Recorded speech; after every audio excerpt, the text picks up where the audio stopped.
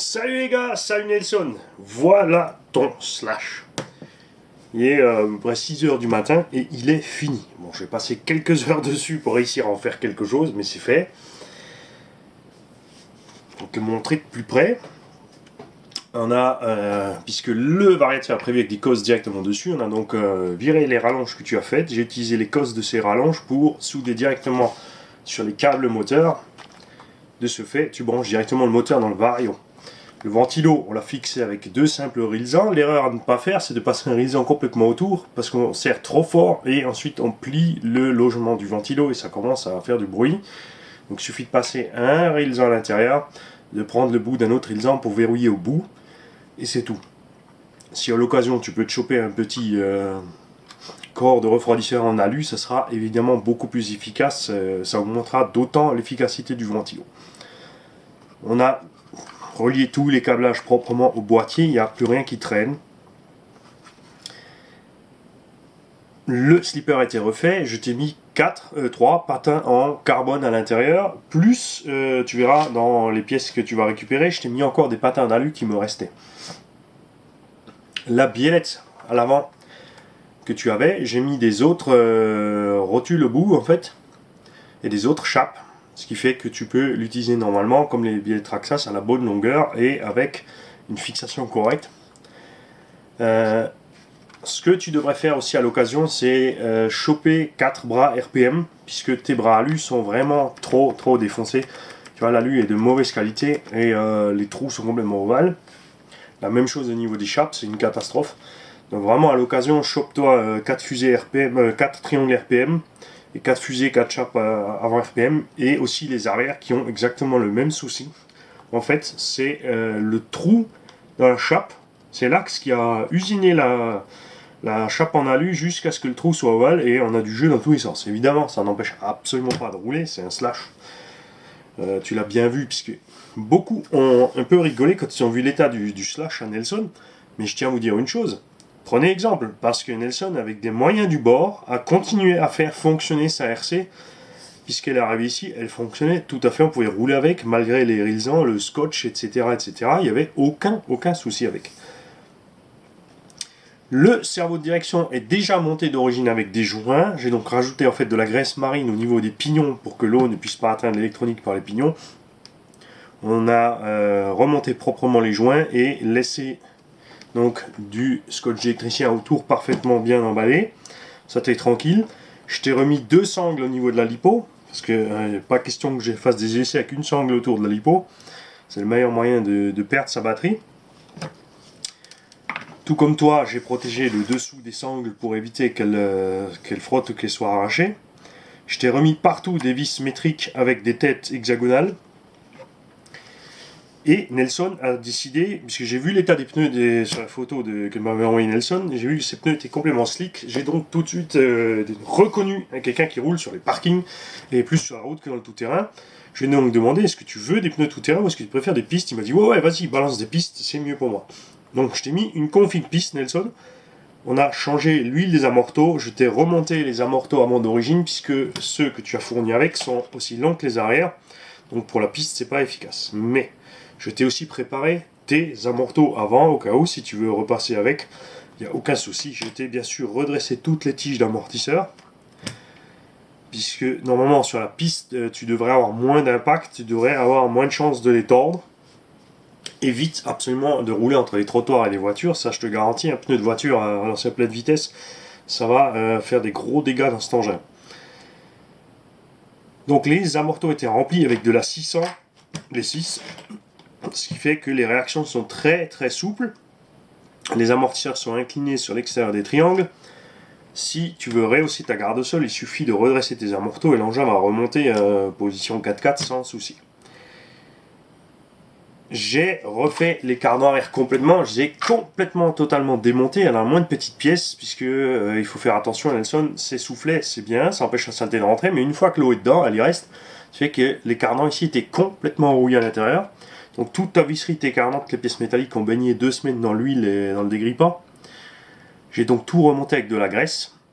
Et ici, pour ne pas perdre les axes, c'est vrai que c'est mal foutu. En fait, moi j'ai mis de la gaine thermo autour. parce que la solution de ton scotch était très bien aussi, ça tenait bien de toute évidence. Mais là on a mis de la gaine thermo. En parlant de ça d'ailleurs, tiens, j'ai oublié de faire les réparations du pare-choc, je vais les faire tout à l'heure. Les cardans avant. Là aussi, si tu as encore chez toi, si tu peux récupérer la tête de cardan avant qui te reste, si tu en as encore une, sinon il faut vraiment que tu achètes au minimum un demi-tube, une tête de cardan, puisque ici au niveau du croisillon, en fait, il suffit de lever avec un tournevis, on peut changer les têtes de cardan un peu toutes seules, c'est-à-dire qu'il te faut juste les tubes et clipser ta tête.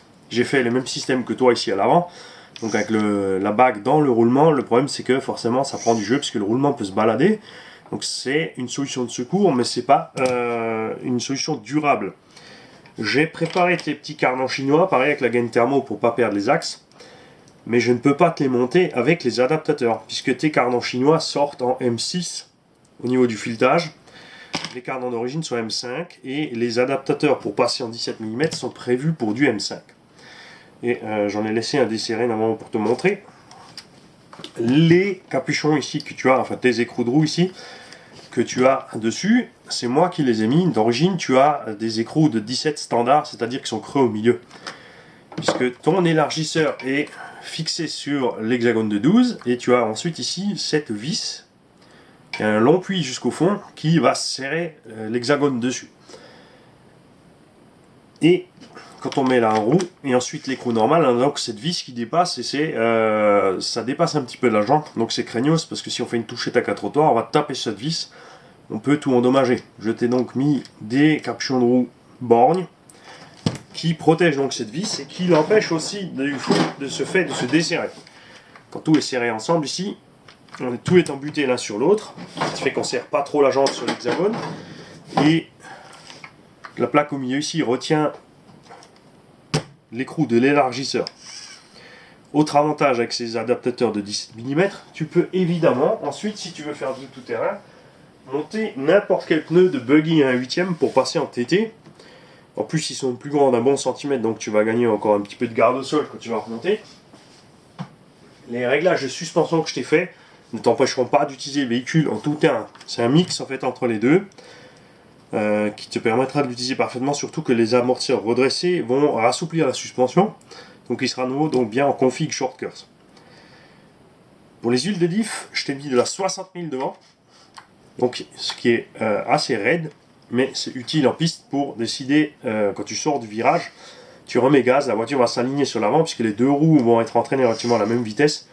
Ça va donc te sortir du virage, et à l'arrière on a de l'huile de 20 000 qui est beaucoup plus souple pour que le train arrière suive donc bien le train avant pour éviter les survirages.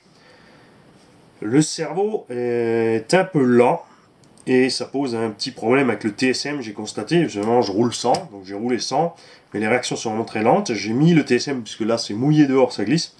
Je me suis dit tiens, on va vite faire un petit essai du TSM. Et quand on arrive sur les réglages un peu plus forts du TSM, on remarque que le cerveau est beaucoup trop lent, il a du mal à gérer ce qui se passe, mais ça va, c'est acceptable. J'ai aussi réglé la chassimétrie, bon plus ou moins parce qu'il y a du jeu partout, de façon à ce que toutes les roues fonctionnent à plat. Donc quand tu lèves la caisse, tes roues vont pencher un peu vers l'intérieur comme ça. Quand tu appuies dessus, par contre, elles sont bien à plat, puisque en accélération, c'est ce qui arrive.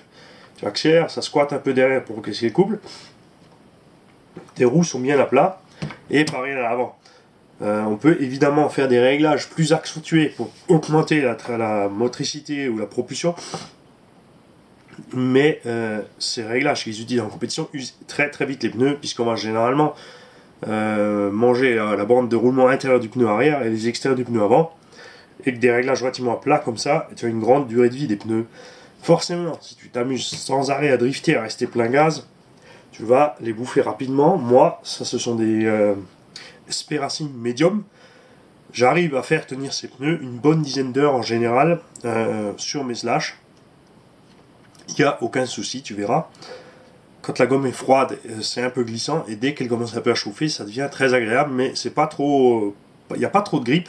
C'est vraiment un bon mélange entre les deux avec le poids de la machine qui te permettra de bien profiter de la machine. C'est-à-dire que si tu veux glisser dans le virage, tu mets juste un petit coup d'appel de gaz, et bien, à décrocher de l'arrière, tu peux garder la glisse et faire ton drift tranquille dans le virage. Si tu ne veux pas, tu lâches tes gaz, tu tournes, tu reprends avec un filet de gaz et elle va prendre le virage proprement.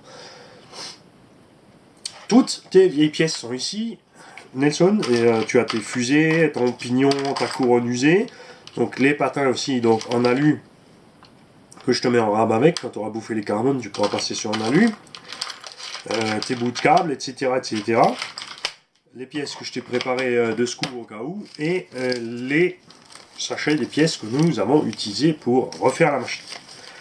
Je tiens à préciser que tout le monde ici, le but n'était pas de faire une machine neuve, bien sûr on aurait pu commander tous les triangles, les machins, les bidules, mais on est parti sur un budget fixe, restreint, et le but était de remettre le véhicule en état dans ce budget, et sachant que les roues et les adaptateurs ont bouffé la moitié du budget, donc il faut le nécessaire pour que l'engin soit donc parfaitement conduisible et utilisable sans dépasser certaines limites, puisque c'est sûr que si on met 200-300 € de pièces détachées dans une RC, ça vaut pas vraiment le coup, puisque pour 200-300 € on peut avoir un châssis complet. Alors c'est tout à fait justifié de ne pas de se fixer un budget et de ne pas trop dépasser, de prendre uniquement l'essentiel et de faire durer le reste jusqu'à ce que ça meure à la dernière limite. Le deuxième ventilo qui est là, je ne l'ai pas fixé là puisque ça ne sert pas à grand chose de pulser de l'air dans le vide, par-dessus un autre ventilo. De toute façon, avec le pignon de 15 qu'on a mis ici, donc le véhicule tire plus court, en 3S c'était une soixantaine de km/h. Ça paraît pas énorme, mais avec un petit moteur comme ça, avec un poids d'engin pareil, surtout avec l'OBA et encore la coque de Slash dessus, le moteur est assez limite. Donc avec un pignon de 15, on peut rouler tranquille en 3S, ça chauffe, mais sans plus. Le Vario encaisse tranquille. Et comme toi tu roules avec un pignon de 19, forcément, c'est clair que tu ne pouvais que avoir des problèmes de surchauffe avec cet engin. Surtout en plus avec les pièces alu à l'avant, les cardans métalliques, etc., etc. J'espère que tu vas être content du travail, que tu vas t'amuser autant que je me suis amusé à l'essai. Bon, je vous ferai encore un essai filmé, là c'était juste un essai vite fait à l'extérieur. D'ailleurs, j'ai emmené un tout petit peu un petit rebord en glisse, quand les pneus étaient froids avec la flotte. Je vous ferai donc un essai plus complet. Je vais voir si je peux vite y coller une carrosserie dessus, pour que ça ressemble un petit peu à quelque chose pendant l'essai, sinon on roulera avec le châssis à poil pour vous montrer la différence, si tout va bien dimanche, quand on sera sur la piste. C'est vraiment pas mal. Ce genre de câble aussi, Nelson, n'est pas une rallonge, tu as pris un inverseur. Cet inverseur de signal fait donc forcément tourner les choses à l'envers, donc méfie-toi où tu l'installes, sinon tu vas te créer des pannes tout seul et tu vas chercher le midi à 14h d'où ça vient. Voilà, c'est tout. Je te fais encore un petit tour de ta machine, que tu vois à quoi ça ressemble. Donc elle est parfaitement propre, tout a été passé au bain ultrason, plus brosse à dents, etc. Évidemment, les vis rouillées restent les vis rouillées, même si elles ont trempé. Un kit de visserie, c'est vite 20-30 €. Donc pour nous, c'était hors budget. On a donc reparti avec les vieilles vis. Je compte sur toi pour prendre soin de ta machine. N'arrête pas les petits bricolages que tu as fait, parce que franchement, ça fonctionne. Et c'est l'essentiel. Et j'encourage ceux qui n'ont pas d'idée d'ailleurs à contacter Nelson s'ils sont en panne avec le Slash. Il aura très certainement toujours une solution facile et simple pour les dépanner. Comme par exemple, là il a cassé le cardan avant, il lui reste un cardan arrière. La tête de cardan n'est pas la même. Il a mis un roulement, un petit roulement dans le grand roulement pour arriver au même diamètre de sortie que la tête avant d'origine. Ce qui fait qu'il peut utiliser le cardan arrière en dépannage sans problème pour l'avant. Et tout comme les autres petites solutions qu'il avait apportées à droite à gauche, c'est pas mal du tout. Donc là, comme il est en config piste, je t'ai redescendu tes plots de carrosserie à la pépoteur. Je t'ai refait 2 plots de carrosserie arrière identiques. Et si tu veux rehausser ta carrosserie, il n'y a pas de souci. Je te conseille tout simplement d'utiliser, tu vas dans un magasin de bricolage, tu achètes du tube creux, tout simplement du tube PVC ou autre. Et tu peux couper des cales à la hauteur que tu veux et mettre ici des vis plus longues, pour remonter en fait tout le support tout simplement, sans te compliquer la vie. Je vous souhaite à tous une bonne journée et à bientôt sur l'essai du Slash à Nelson. Je te remercie encore une fois Nelson de m'avoir envoyé cette machine, de m'avoir fait confiance. Et Si tu as la moindre question, n'hésite pas, tu as mon numéro de téléphone, mon mail, tout ce que tu veux. Tu me contactes s'il y a quelques soucis que ce soit. Salut Nelson, salut à tous.